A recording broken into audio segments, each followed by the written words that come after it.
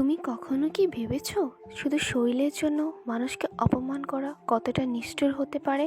আমি চিকন, আমি গর্বিত, কিন্তু অনেকেই আছে যারা আমাকে এই নিয়ে হাসে, কটু কথা বলে, ছোট করে। আজ আমি তাদের সাথে কথা বলবো, যারা মানুষকে শরীর দিয়ে বিচার করে।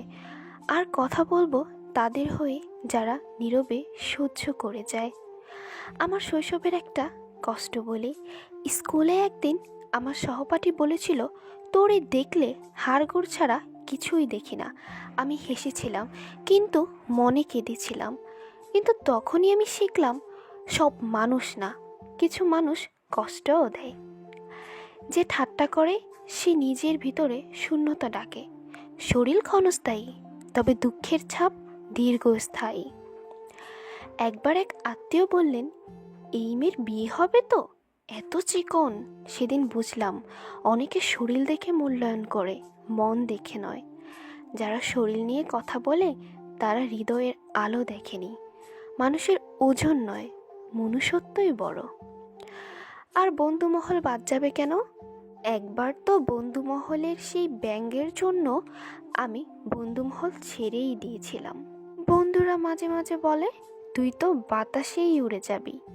তাদের হাসি আমাকে কষ্ট দিত।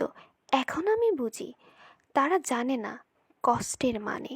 বন্ধুত্ব মানে সম্মান, উপহাস নয়। যে বন্ধু কষ্ট দেয় সে কখনো সত্যিকারের বন্ধু নয়। তারপর থেকে যথেষ্ট আত্মকেন্দ্রিক হয়ে গেছি, নিজেকে ভালোবাসতে শিখেছি।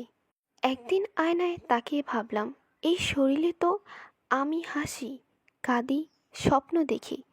আমি কি আমার শরীরকে ঘৃণা করব শুধু অন্যদের কথায়? নিজেকে ভালোবাসা শুরু করলেই অন্যের কথায় প্রভাব পড়ে না। তুমি যেমন তেমনই সুন্দর। যেমন আমার শরীরের গঠন নিয়ে এখন আর আমি তেমন চিন্তা করি না, কারণ এখন এটা আমার মানসিক স্বাস্থ্যের ওপর তেমন তুলনামূলক প্রভাবই পড়ে না। পরিশেষে একটা কথা বলবো, কথা বললে তো বলার শেষ নেই, তবে তোমরা শুনবে আর কজন? আজ যারা আমাকে চিকন বলে ব্যঙ্গ করে তারা জানে না, এই চিকন শরীরেই আমি সাহস বনেছি, স্বপ্ন গড়েছি। আমি নাচি, হাসি, বাঁচি। আমি গর্ব করি আমার অস্তিত্ব নিয়ে। তাই আমি আমার মতো চিকনদেরকে বলবো, তোমার শরীর যাই হোক না কেন, তুমি দুর্দান্ত, তুমি অমূল্য।